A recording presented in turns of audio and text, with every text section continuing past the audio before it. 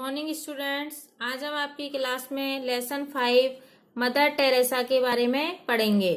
अपने अद्भुत तथा अतुलनीय कार्यों की वजह से भारतीय इतिहास में अनेक महिलाओं का नाम जगमगाता रहा है। उन्हीं में से एक थी मदर टेरेसा, जिन्होंने अपना पूरा जीवन दीन दुखियों की सेवा में समर्पित कर दिया। मदर टेरेसा के लिए समस्त मानव जाति उनकी संतान थी। उनके हृदय में ममतामयी करुणा थी और हाथों में सेवा करने की एक दैवीय प्रेरणा थी। आइए देखते हैं मदर टेरेसा के जीवन की प्रेरणात्मक बातें।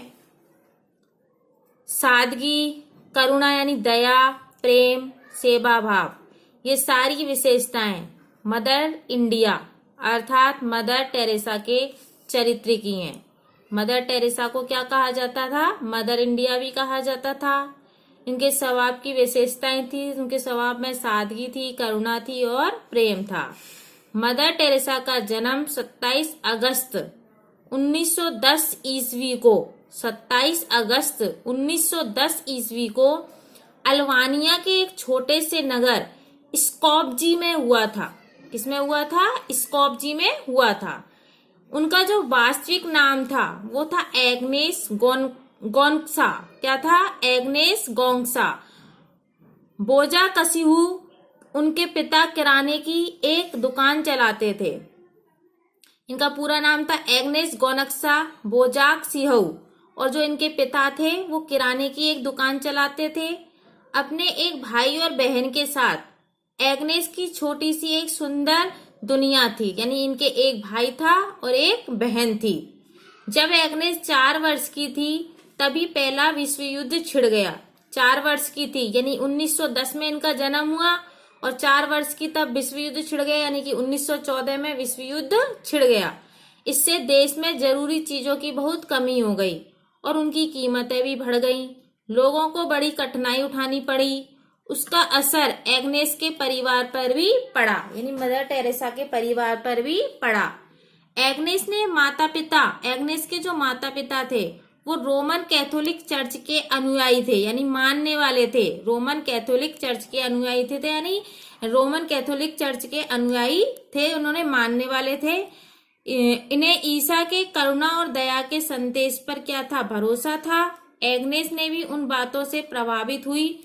मात्र 12 वर्ष की अल्पायु यानी छोटी उम्र में ही एग्नेस ने निश्चय कर लिया कि वे नन यानी एक चर्च की सेविका होती है।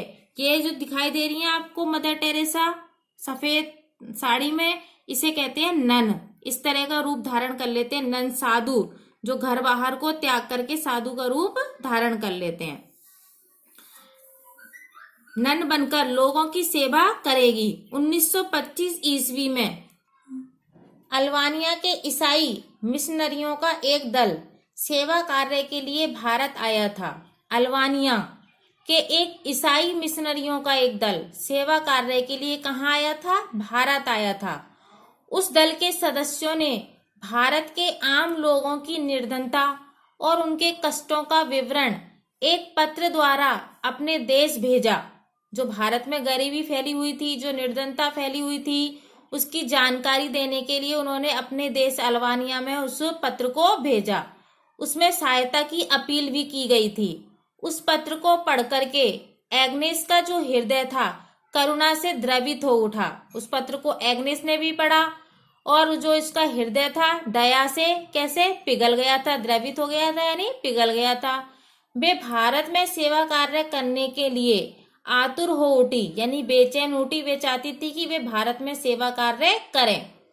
18 वर्ष की आयु में अपनी स्कूली पढ़ाई समाप्त करने के पश्चात एग्नेस ने नन बनने का निर्णय लिया। 18 वर्ष की आयु में उन्होंने स्कूल की शिक्षा प्राप्त कर ली, पूरी हो गई उनकी। उसके बाद एग्नेस ने सोचा कि अब मैं नन बन जाती हूँ। वे लोरेटो नन नामक संगठन की सदस्य बनी। किसकी? लोरेटो नन नामक संगठन की सदस्य बनी। उन्हें प्रशिक्षण के लिए डबलिन यानी कि आयरलैंड भेजा गया। कहाँ भेजा गया प्रशिक्षण के लिए? आयरलैंड भेजा। 1928 ईस्वी में एग्नेस भारत पहुंच गई। 1928 में एग्नेस भारत पहुंच गई। अपना घर, माता पिता, भाई बहन, देश, सब कुछ पीछे छोड़ दिया। इन सब कुछ छोड़ दिया। भारत में उन्हें पहला काम मिला कोलकाता के सेंट मैरी स्कूल में भूगोल पढ़ाने का। जो एग्नेस थी, जो मदर टेरेसा थी, उनको भारत में पहला कार्य क्या मिला? कोलकाता के सेंट मैरी स्कूल में भूगोल पढ़ाने का। स्कूल में एग्नेस ने रहने के कमरे की खिड़की से स्कूल के पीछे की एक गरीब बस्ती दिखाई देती थी। जिस स्कूल के हॉस्टल में एग्नेस रहती थी, उस स्कूल के जो कमरा था उसकी खिड़की से उनको है ना एक गरीब बस्ती दिखाई देती थी। उस बस्ती का नाम बहुत ही सुंदर था, मोती झील। उस बस्ती का नाम क्या था? मोती झील। लेकिन वहां के निवासी बहुत गरीब थे, चारों ओर गंदगी थी। एग्नेस कमरे की खिड़की से बस्ती के लोगों के कष्टों को देखती थी और दुखी होती थी। आखिर उनसे नहीं रहा गया, उन्होंने हर रविवार मोती झील जाना आरंभ कर दिया। हर रविवार को वह उस बस्ती में जाती थी। वे अपने साथ में दवाइयां लेकर जाती थी और थोड़ा भोजन भी ले जाती थी। लेकिन उन्हें बार बार लगता था कि इतना काफी नहीं है, इतना भोजन और जो दवाइयां मैं लाती हूँ इतना इनके लिए काफी नहीं है, अभी बहुत कुछ करना है। बेटा इससे आगे का जो चैप्टर है वो हम कल रीड करेंगे। धन्यवाद।